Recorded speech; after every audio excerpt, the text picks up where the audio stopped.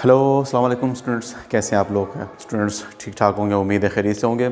आज जो टॉपिक है हमारे पास वो एवोपरेशन के मुतालिक। एवोपरेशन वैसे तो बड़ा सिंपल लग रहा होता है, लेकिन मोस्टली जब इसके ऊपर क्वेश्चन आ रहे होते हैं या बहुत सारे किस्म के कॉन्सेप्चुअल क्वेश्चन किए जाते हैं, जैसे फॉर एग्ज़ाम्पल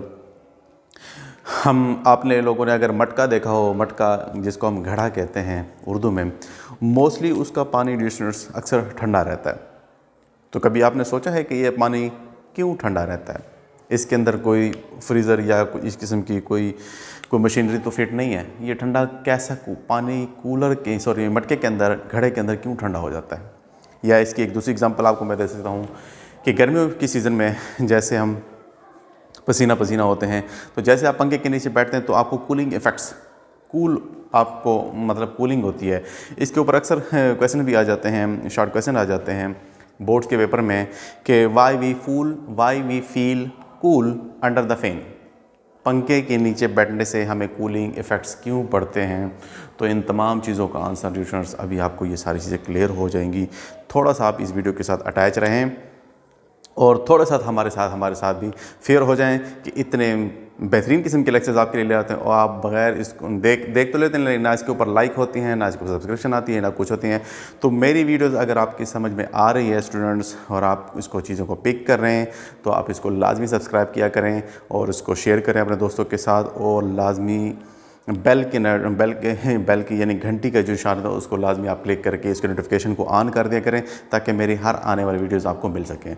तो स्टूडेंट्स मेरे साथ अटैच रहिए, इंशाल्लाह आपको केमिस्ट्री के लिहाज से किसी किस्म का भी इंशाल्लाह प्रॉब्लम नहीं होगा। इंशाल्लाह ये चैनल आपकी केमिस्ट्री की दुनिया में एक नया इनकलाब लेकर आएगा। स्टूडेंट्स चलते हैं अपने टॉपिक की तरफ। Evaporation is just the conversion of liquid state into its gaseous state.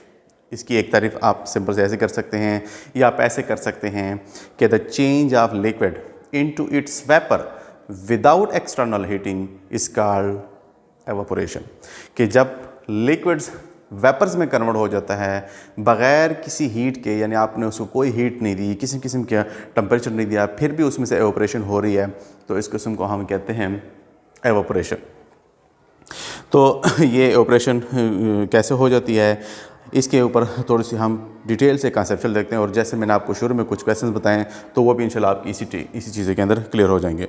Students अगर आप लिक्विड की सरफेस देखें, फॉर एग्जांपल मेरे पास ये एक कंटेनर है, ये मेरे पास एक कंटेनर है और इसके अंदर फॉर एग्जांपल आपने कोई भी लिक्विड ले रखा है, जैसे वाटर लिया हुआ है हमने फॉर एग्जांपल, तो ये वाटर के अगर मॉलिक्यूल्स हैं, तो अगर आप इनके ऊपर थोड़ा सा देखें कि ये मॉलिक्यूल सारे के मॉलिक्यूल जो है ना, ये इस किस्म के अगर आप इसको बनाएं, तो जब ये मॉलिक्यूल्स वेपर्स में कन्वर्ट हो जाए तो इसी का नाम ही तो एवापोरेशन। अब ये मॉलिक्यूल वेपर्स में कैसे चले जाते हैं स्टूडेंट्स? काइनेटिक मॉलिक्यूलर थ्योरी के मुताबिक जितने भी मॉलिक्यूल्स होते हैं ये मूव कर रहे होते हैं, इनमें काइनेटिक एनर्जी पाई जाती है, और जब ये मूव कर रहे होते हैं तो ज़ाहिर बात ये एक दूसरे को कोलिजन कर रहे होते हैं, और कोलिजन की वजह से ये अपनी एनर्जी, ज़ाहिर बात है इलास्टिक कोलिजन होती है, तो अपनी एनर्जी दूसरे को डोनेट कर सकते हैं। फॉर एग्ज़ाम्पल अगर आप इस दरमियान वाले मॉलिक्यूल को देखें, तो जब ये टकराएगा ऊपर सरफेस, यानी ये ऊपर वाले सरफेस वाले मॉलिक्यूल के साथ भी टकरा सकता है, और ये आपस में करीबी मॉलिक्यूलों को भी टकरा सकते हैं। तो ये फॉर एग्जांपल ये वाले जो मॉलिक्यूल है, अब ज़ाहिर बात है लिक्विड्स के अंदर आप जानते हैं कि इनमें इंटरमॉलिक्यूलर फोर्सेस भी होते हैं। फॉर एग्जांपल अगर ये लिक्विड का एक मॉलिक्यूल है वाटर का, तो इसको इस साइड वाला मॉलिक्यूल भी खींच रहा होगा, इस साइड वाला मॉलिक्यूल भी खींच रहा होगा, नीचे वाला मॉलिक्यूल भी खींच रहा होगा, ऊपर वाले मॉलिक्यूल भी खींच रहे होंगे, यानी अंदर वाले मॉलिक्यूल को हर तरफ से जो दूसरे मॉलिक्यूल है वो इसको खींच पा रहे हैं। लेकिन जब आप ऊपर वाले सरफेस वाले मॉलिक्यूल को स्टूडेंट्स देखें, तो इस मॉलिक्यूल को इस तरफ से भी खींचा जा रहा है, इधर से भी खींचा जा रहा है, और सिर्फ नीचे से एक मॉलिक्यूल होगा वो भी इसको खींच रहा होगा, यानी ये चारों साइडों से नहीं खींचा जा रहा, सिर्फ तीनों साइडों से खींचा जा रहा है। यानी ये आप आसानी से जान छुड़ा पाएगा as compare to this one जिसको चारों साइडों से खींचा जा रहा है। तो चूंकि मैंने बताया कि काइनेटिक के लिक्विड के जो मॉलिक्यूल होते हैं ये मूव कर रहे होते हैं, और जब मूव कर रहे होते हैं टकराते हैं। जब ये फॉर एग्जांपल ये मॉलिक्यूल्स टकराएंगे, कोई भी मॉलिक्यूल जब इनको टकराते रहेंगे, तो ये जो मॉलिक्यूल हो जाते हैं जिसको तीनों साइडों से खींचा जा रहा है, सरफेस के मॉलिक्यूल्स, इनमें इतनी काइनेटिक एनर्जी आ जाती है कि ये आसानी से इन इंटरमॉलिक्यूलर फोर्सेस को ब्रेक करके यहाँ से एवापोरेट हो जाते हैं। जैसे फॉर एग्जांपल दो बंदे ने किसी दो बंदे ने किसी एक आदमी को पकड़ा हुआ है, तो अगर एक कोई ज़ोर से एक दूसरा बंदा उसके ऊपर टकराए बीच वाले बंदे को, तो ज़ाहिर बात है वो दो बंदे उसको आसानी से पकड़ नहीं पाएंगे और दरमियान वाला बंदा अपनी जान छुड़ा लेगा। इसी तरह से अगर ये मालिक्यूल इधर से भी खींचे जा रहा है, इधर से भी खींचे जा रहा है, इधर से भी खींचे जा रहा है, अगर एक ज़ोर से एक बंदा या एक मालिक्यूल उसको टकराए और इसमें इतनी एनर्जी आ जाए, तो इसमें इतनी एनर्जी आ जाए जो इन इंटरमॉलिक्यूलर फोर्सेस को ओवरकम कर सके, इनको ब्रेक कर सके, तो ये आसानी से ब्रेक होके ये मालिक्यूल इस लिक्विड की सरफेस से बाहर आ जाते हैं। तो कहने का मतलब है, ज़ाहिर बात है, ज़्यादा काइनेटिक एनर्जी वाला मालिक्यूल ही बाहर आ गया है। तो पॉइंट समझ आ रहा है, जो ज़्यादा काइनेटिक एनर्जी वाले मालिक्यूल जिसमें एनर्जी ज़्यादा आ गई है, उन्होंने ही इंटरमॉलिक्यूलर फोर्सेस को ब्रेक करके यहाँ से वो निकले हैं। अब जैसे वो निकलते हैं, जैसे मैंने बताया कि ज़्यादा काइनेटिक एनर्जी वाले मालिक्यूल, ज़्यादा हॉट मालिक्यूल ही इसमें से एवोपरेट हो रहे हैं स्टूडेंट्स। तो पीछे कौन से लिक्विड रह जाएंगे? अगर मुसलसल इस किस्म के हॉट मालिक्यूल्स, ज़्यादा काइनेटिक एनर्जी मालिक्यूल्स एवोपरेट होते रहें, तो पीछे कौन से मालिक्यूल रह जाएंगे उस कंटेनर के अंदर? ज़ाहिर बात है वो मालिक्यूल रह जाएंगे जिनके पास कम काइनेटिक एनर्जी है, जो कूल हैं। ज़ाहिर बात है जिनकी कम काइनेटिक एनर्जी होगी उनका टेम्परेचर भी कम होगा।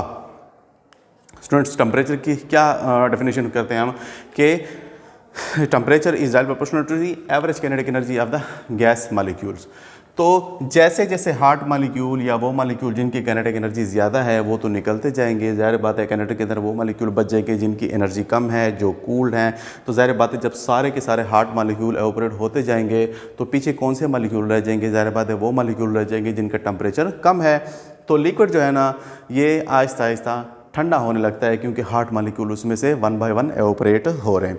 तो इसी वजह से जो मटके की एग्जांपल मैंने दी है उसके अंदर पोर्स होते हैं मोस्टली स्टूडेंट्स।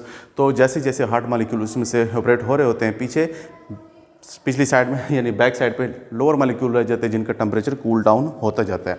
इसी तरह दूसरी एग्जाम्पल जो मैंने पंखे की एग्जाम्पल दी, जैसे हमारे जिस्म से पसीना बाहर आता है स्टूडेंट्स, तो पंखे की हवा, अभी मैं सारे फैक्ट्स भी डिस्कस करूँगा, उस पंखे की हवा हेल्प कर देती है उसको जल्दी खुश्क होने में। यानी जल्दी से जब मालिक्यूल एवोपरेट होंगे तो जल्दी से हॉट मालिक्यूल आपके बॉडी में से सेपरेट हो जाएंगे और आपको कूलिंग इफेक्ट मिलेगा। क्लियर हो रहा है स्टूडेंट्स? अभी हम इसके वन बाय वन सी फैक्टर की डिस्कस करते हैं। तो स्टूडेंट्स, पहला जो हमारे पास फैक्टर है वो है सरफेस एरिया के मुतालिक, कि जितना सरफेस एरिया ज़्यादा होगा लिक्विड के मालिक्यूल उतने ही ज़्यादा कन्वर्ट हो रहे होंगे वेपर्स में। ये मालिक्यूल, ये सरफेस एरिया ज़्यादा है तो ज़ाहिर बात है इसमें से बहुत सारे नंबर ऑफ एटम्स या मालिक्यूल्स निकलते जाएंगे। जैसे फॉर एग्जांपल अगर आपने एक छोटा सा ग्लास लिया है तो उसका सरफेस एरिया कम होगा, ज़ाहिर बात है इसमें से 100 मालिक्यूल वेपर में कन्वर्ट हो रहेंगे तो इसमें से मे बी 10 मालिक्यूल वेपर में कन्वर्ट हो रहेंगे। तो जैसे जैसे सरफेस एरिया में इजाफा करते जाएँ तो नंबर ऑफ मालिक्यूल्स की वेपर में कन्वर्ट होने की जो मुनासबत है वो भी बढ़ती जाती है। जैसे जैसे सरफेस एरिया बढ़ेगा उसी मुनासबत से मालिक्यूल्स जो है ना ज़्यादा एवोपरेट होंगे। जैसे ओशंस हो गए, समंदर होंगे, तो इसमें से ज़्यादा मालिक्यूल्स एवोपरेट होंगे स्टूडेंट्स। इसकी और एग्जांपल ये जैसे सकते हैं, जैसे फॉर एग्जांपल अगर एक ग्लास के अंदर वाटर ले लें तो वो अगर आपने 2 दिन तक भी टेबल के अंदर कमरे के अंदर रखा हुआ है, टेबल के ऊपर ग्लास भरा हुआ है पानी से, तो वो मे बी 1 हफ्ते तक भी भरा रहेगा। यानी उसमें से मालिक्यूल्स ऑपरेट तो होते रहेंगे लेकिन आराम आराम से, यानी ग्लास आपको खाली होता हुआ बहुत कम दिखाई देगा। लेकिन अगर उसको मैं बिखेर दूं फर्श के ऊपर तो ज़ाहिर बात है उसका सरफेस एरिया मैंने बढ़ा दिया है। जब सरफेस एरिया बढ़ेगा तो आप देखते हैं कि घंटे के अंदर या आधे घंटे के अंदर वो पानी बिल्कुल खुश्क हो जाता है। तो वजह क्या हो जाती है? जब सरफेस एरिया बढ़ेगी तो एवोपरेशन बढ़ जाती है स्टूडेंट्स हमारे पास। और मोस्टली जब आप कपड़े भी खुश्क करते हैं तारों के ऊपर, जब हम उसमें गीले कपड़े जब खुश्क कर रहे होते हैं तो उसको हम फैला के रखते हैं। जैसे आपने फैला के रखा हो तो ज़्यादा मालिक्यूल में से ऑपरेट होंगे और ज़्यादा आसानी से वो खुश्क हो पाएगा। नेक्स्ट जो हमारे पास टेम्परेचर है, टेम्परेचर बढ़ाने से, वैसे तो ये ऑपरेशन हर टेम्परेचर पे होता है, ऑपरेशन आकर एट ऑल टेम्परेचर, लेकिन अगर टेम्परेचर में आप फर्दर इजाफा करते जाएं तो ऑपरेशन में भी इजाफा होता जाएगा। जैसे इसकी एग्जांपल बिल्कुल यही है, जैसे कपड़े को हम मोस्टली कपड़ों को जब कपड़े धोने के बाद हम उसको कहाँ पर खुश करते हैं? धूप में डाल देते हैं स्टूडेंट्स। तो धूप में इसे डालते हैं क्योंकि टेम्परेचर ज़्यादा होने से ऑपरेशन बढ़ेगी, मालिक्यूल ज़्यादा ऑपरेट होंगे। काइनेटिक एनर्जी उसमें अगर इसका टेम्परेचर हम बढ़ा दें तो ज़्यादा काइनेटिक एनर्जी मालिक्यूल ज़्यादा टकराते रहेंगे ऊपर वाले सरफेस वाले मालिक्यूल से और ज़्यादा नंबर ऑफ मालिक्यूल्स ऑपरेट होते रहेंगे। तो कहने का मतलब है कपड़े हम धूप में खुश कर रहे होते हैं। क्यों? क्योंकि धूप में टेम्परेचर बढ़ने से ऑपरेशन में इजाफा हो जाता है। नेक्स्ट है इंटरमॉलिक्यूलर फोर्सेस। इंटरमॉलिक्यूलर फोर्सेस पहले भी बता चुका हूँ कि ये मॉलिक्यूलों के दरमियान ऐसी फोर्सेस होते हैं जैसे हाइड्रोजन बॉन्डिंग है, डाइपोल फोर्सेस है, वैन डर वाल्स फोर्सेस हैं। तो ये फोर्सेस क्या करते हैं, जैसे यहाँ पर मैंने बताया है कि ये मॉलिक्यूलों को अट्रैक्ट कर रहे होते हैं। जितनी ये मॉलिक्यूलों को ज़्यादा अट्रैक्शन होगी उतना ये आसानी से जान नहीं छुड़ा पाएंगे और ये ऑपरेशन में मसाइल का बायस बनेगा, यानी आसानी से ये जान छुड़ा के नहीं जा पाएगा। जितनी मजबूत हाइड्रोजन बॉन्डिंग होगी, जितनी मजबूत इंटरमॉलिक्यूलर फोर्सेस होगी, उतनी ज़्यादा कम एवोपरेशन होगी, यानी मॉलिक्यूल्स कम एवोपरेट होंगे। जितनी अगर ये फोर्सेस कम होंगी तो आसानी से मॉलिक्यूल यहाँ से ऑपरेट होते जाएंगे। जैसे फॉर एग्जांपल अगर आप वाटर को ले लें तो उसमें हाइड्रोजन बॉन्डिंग चूँकि ज़्यादा मजबूत बॉन्डिंग है तो वो आसानी से ऑपरेट नहीं हो पाएगा एज़ कम्पेयर टू अगर आप ईथर का मॉलिक्यूल ले लें, ईथर हमारे पास, तो वो उनमें इंटरमॉलिक्यूलर फोर्सेस बहुत कमज़ोर होती हैं, तो वो आसानी से जान चढ़ा पाएंगे। CH3O CH3 ये हमारे पास ईथर होता है, डाइमिथाइलिस कहते हैं, तो इनमें इंटरमॉलिक्यूलर फोर्सेस बहुत वीक होती हैं। नेक्स्ट हमारे पास विंड की बात करें। What is wind? विंड जिसको कहते हैं हवा को। एयर और विंड में क्या फ़र्क है? क्या फ़र्क है स्टूडेंट्स एयर और विंड में? Air in motion is called wind. जब हवा चल रही होती है उसको हम विंड कहते हैं। जैसी जैसी हवा, देखें ना, अगर कपड़े आपने डाल रखे हैं तारों के ऊपर, बार बार मैं उसकी एग्जांपल इसलिए ले रहा हूँ कि ये लाइव एग्जांपल है जिससे आप आसानी से ऑपरेशन की पॉइंट को ज़्यादा आसानी से समझ पाएंगे। अगर हवा भी चल रही हो और धूप में भी कपड़े रखे हुए हों तो वो चीज़ें आसानी से खुश्क हो जाती है। पंखा चलाने के बाद कोई गीला कपड़ा रखें फ़ौरन खुश्क हो जाता है। क्यों? ये आसानी से हवा बढ़ने की वजह से जितने मॉलिक्यूल यहाँ पर जैसे जैसे उड़ते जाएंगे तो यहाँ पर ये जो एयर ये तो मॉइस्चराइज हो जाएगी, ये यानी यहाँ पर मॉइस्चर ज़्यादा हो जाएगा, वेपर ज़्यादा हो जाएंगे, तो हवा इन मॉलिक्यूलों को यहाँ से सेपरेट करके दूर लेके चली जाती है, तो दूसरे मॉलिक्यूलों को जगह मिल जाती है ऑपरेट होने के लिए। अगर वो मॉलिक्यूल यहीं पर ही पड़े रहेंगे तो ज़ाहिर बात है इनको फिर फर्दर डिवीजन वाला फिनोमेना है, तो ज़्यादा मॉलिक्यूल नहीं ऑपरेट पाएंगे। जैसे जैसे यहाँ पर अगर मॉलिक्यूल की कमी होती जाएगी वेपर्स की, तो ये आसानी से उड़ पाएंगे स्टूडेंट्स। और फाइनल है हमारे पास ह्यूमिडिटी। ह्यूमिडिटी कहते हैं कि एयर के अंदर मॉइस्चर कितना है, नंबर ऑफ मॉलिक्यूल्स अगर इसके ऊपर बहुत ज़्यादा पड़े हुए हैं, ये धुंध है मतलब हमारे पास, तो ज़ाहिर बात है अगर यहाँ पर मॉइस्चर के अंदर एयर के अंदर मॉलिक्यूल्स अगर ज़्यादा पड़े हुए हैं तो ज़ाहिर बात है ये आसानी से इनको जगह नहीं मिल पाएगी फर्दर ऑपरेट होने में। तो ह्यूमिडिटी जितनी ज़्यादा होगी ऑपरेशन उतनी कम होती जाएगी। डिफ्यूजन का फिनोमेना है, तो ज़ाहिर बात है चीज़ें ज़्यादा से कम की तरफ जाते हैं। Movement of molecule from higher concentration to lower concentration. तो अगर ऑलरेडी यहाँ पर हायर कंसंट्रेशन पड़ी है वेपर्स की, ह्यूमिडिटी ज़्यादा है, तो वेपर आसानी से नहीं उड़ पाएंगे। तो ह्यूमिडिटी जितनी कम हो जाएगी, एयर्स के अंदर मॉइस्चर जितना कम होगा, वेपर का ऑपरेशन उतनी ज़्यादा होती चली जाएगी। तो ये थे कुछ पॉइंट्स जो हमारे पास ऑपरेशन के मुतालिक। उम्मीद है आपने चीज़ों को पिक कर लिया होगा। किसी भी पॉइंट में समझ नहीं तो लाजमी मुझे कमेंट सेक्शन में कमेंट करें। Thank you so much.